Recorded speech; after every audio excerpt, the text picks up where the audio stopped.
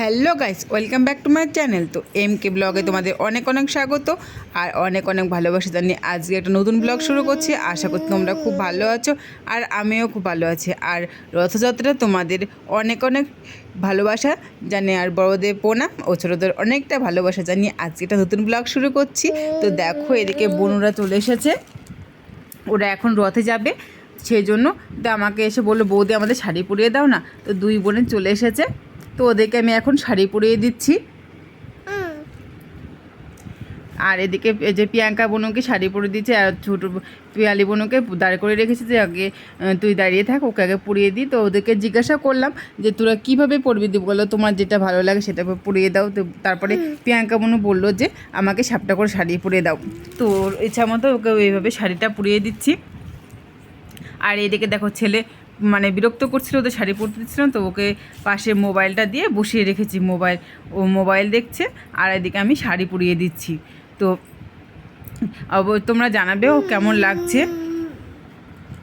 এদিকে দেখো, আর মানে শাড়িটা ওরা দুর্গাপুজোর সময় কিনেছিল, তো সেটাই এখন পরছে, বললো যে এই শাড়িটাই পরবো। সবাই পরছে, মানে ওদের বান্ধবীগুলো 2-3 জন আছে, ওরা পরছে, তো ওরা আমার কাছে এসেছে, তো সাপটা করে শাড়িটা পরতে চাইলো, তো এখন ওইভাবে পরিয়ে দিচ্ছি। আর দেখো শাড়িটা পরে কি সুন্দর লাগছে বুনুকে। তোমরা অবশ্য কমেন্ট করে আমাকে জানাবে কেমন লাগছে। তো এখন ওর কোমর বিছেটা বাড়িতে রেখে এসেছে, তো সেটা নিয়ে আসার জন্য। আর এদিকে আমি পিয়ালি বোনকে শাড়িটা পরাতে শুরু করে দিয়েছি। তো একেও একইভাবে, তো ওকেও জিজ্ঞাসা করলাম যে বোন তুই কীভাবে পরবি, বলো যে প্রিয়াঙ্কা দিদির মতো আমাকে পরিয়ে দাও। তো ওকে একইভাবেই দুই বোনকে পরিয়ে দেবো। তো ওই দেখো কোমর বিছাটা নিয়ে চলে এসেছে, খাটের উপরে রেখে দিয়েছে। তো আমি এখন পিয়ালি বোনকে শাড়িটা পরিয়ে দিই, তারপরে ওকে কোমর বিছাটা দিয়ে দেবো, দিয়ে মানে টিপ পরিয়ে সাজিয়ে দেবো। এদিকে ও দেখো আয়না দিয়ে সাজতে শুরু করে দিয়েছে, তো আমি ওকে শাড়িটা পরিয়ে দিচ্ছি। আর মানে শাড়িটা ছোটো হলে খুব সুন্দর, কিন্তু জানো ওরা পুজোর সময় নিয়েছিল,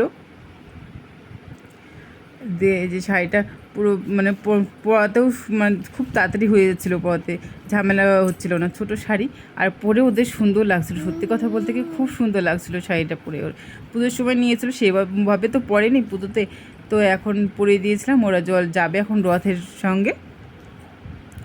তো পুজো হচ্ছে আমাদের এখানে, তো পুজোটা মানে পুজো বাড়িতে ওখানে যাবে, গিয়ে তারপরে পুজো টুজো দেখবে, তারপরে আসবে। তো এদিকে দেখো আমি প্রিয়াঙ্কা বোনুকে কোমর বিছানাটা পরিয়ে দিচ্ছি তারপরে, আর পিয়ালি বোনুর শাড়িটা পরে হয়ে গেছে। তো এদিকে আমি এখন যে লাল টিপটা দিয়ে দিলাম, লাল টিপ দিয়ে মানে ফেব্রিক দিয়ে পুরো সাইডে সাদা সাদা করে দেবো।